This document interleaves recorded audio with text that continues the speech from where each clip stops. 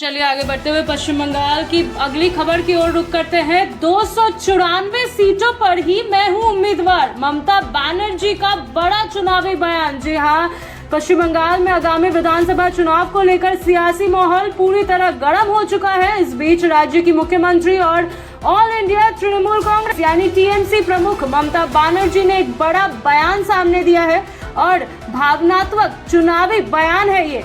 उन्होंने कहा कि जनता को यह नहीं देखना चाहिए कि उनके क्षेत्र से कौन उम्मीदवार चुनाव लड़ रहा है, बल्कि उन्हें यह मानना चाहिए कि वह खुद सभी 294 सीटों में उम्मीदवार है। रविवार 29 मार्च 2026 को पुरुलिया जिले में आयोजित एक जनसभा को संबोधित करते हुए ममता बनर्जी ने खास तौर पर महिलाओं को संबोधित करते हुए कहा, माँ और बहनों, क्या आप हमें वोट देंगी?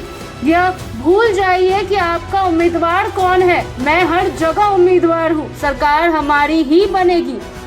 उनके इस बयान को चुनावी रणनीति के तौर पर देखा जा रहा है, जिससे वह पूरे राज्य में अपनी व्यक्तिगत छवि और नेतृत्व को केंद्र में रखकर चुनाव लड़ने का संदेश दे रही है। ममता बनर्जी का यह बयान ऐसे समय आया है जब राज्य में विधानसभा चुनाव नजदीक है और राजनीतिक दलों के बीच मुकाबला काफी कड़ा हो गया है। कुल 294 सीटों वाली विधानसभा के लिए चुनाव 2 चरणों में होने वाला है और सभी पार्टी पूरी तरह और ताकत के साथ मैदान में उतर चुकी है। ऐसे में ममता बनर्जी का यह बयान कार्यकर्ताओं और समर्थकों में जोश भरने के साथ साथ मतदाताओं को सीधे अपने नेतृत्व से जोड़ने की कोशिश के रूप में देखा जा रहा है। राजनीतिक विश्लेषकों का मानना है कि ममता बनर्जी इस बार चुनाव को पूरी तरह लीडरशिप बनाम विपक्ष के रूप में पेश करना चाहती हैं। वह यह संदेश देना चाह रही हैं कि वोट सीधे उनके नेतृत्व और